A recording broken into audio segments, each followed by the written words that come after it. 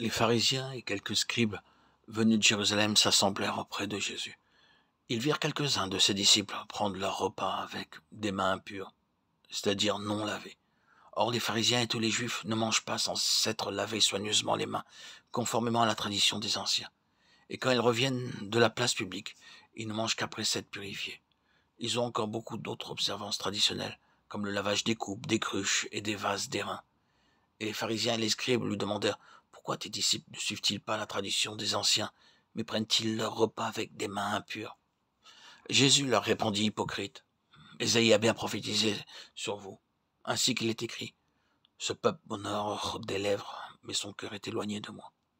C'est en vain qu'il m'honore, en donnant des préceptes qui sont des commandements d'hommes. Vous abandonnez le commandement de Dieu et vous observez la tradition des hommes. » Il leur dit encore « Vous anéantissez fort bien le commandement de Dieu pour garder votre tradition. Car Moïse a dit « Honore ton père et ta mère. Et celui qui maudira son père ou sa mère sera puni de mort.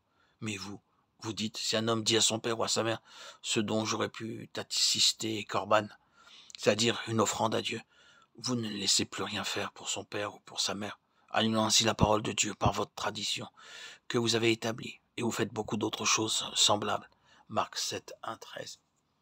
À moins que nous ne soyons amenés sous la seigneurie du Seigneur Jésus-Christ en pratique, en expérience, d'une façon quotidienne, pour tout détail, nous ne deviendrons finalement que des esclaves des traditions humaines. C'est pourquoi quitter simplement une dénomination pour former un groupe nouveau n'apportera pas de gloire à Dieu. Ceux qui veulent sortir d'une dénomination doivent commencer par apprendre à être dirigés et gouvernés par lui en toutes choses. Il nous faut donc apprendre par expérience à ne plus rien entreprendre, à ne rien faire, à n'aller nulle part sans être parfaitement assuré et convaincu du plan de Dieu. Il nous faut pas traîner avec nos anciennes habitudes pour évangéliser. Pas amener avec nous les vieilles coutumes et les traditions dont nous avons été peut-être alourdis. Nous devons d'abord prêcher avec autorité et fermeté à l'égard de toutes ces vieilles traditions, qu'elles soient juives, musulmanes, hindoues ou autres. Il en est de même des coutumes naturelles, quelles qu'elles soient. Si nous voulons suivre la parole de Dieu telle qu'elle est, nous ne pouvons pas le faire sans être soumis à la seigneurie du Seigneur Jésus. Ce n'est qu'en nous plaçant dans la soumission à sa seigneurie que nous recevons la force, l'intelligence et la sagesse pour le suivre.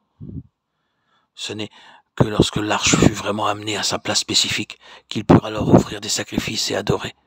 De même, ce n'est que lorsque nous sommes soumis à la tête suprême, au chef, que nous pouvons adorer correctement. Il faut que le Seigneur reçoive sa place pleine et entière.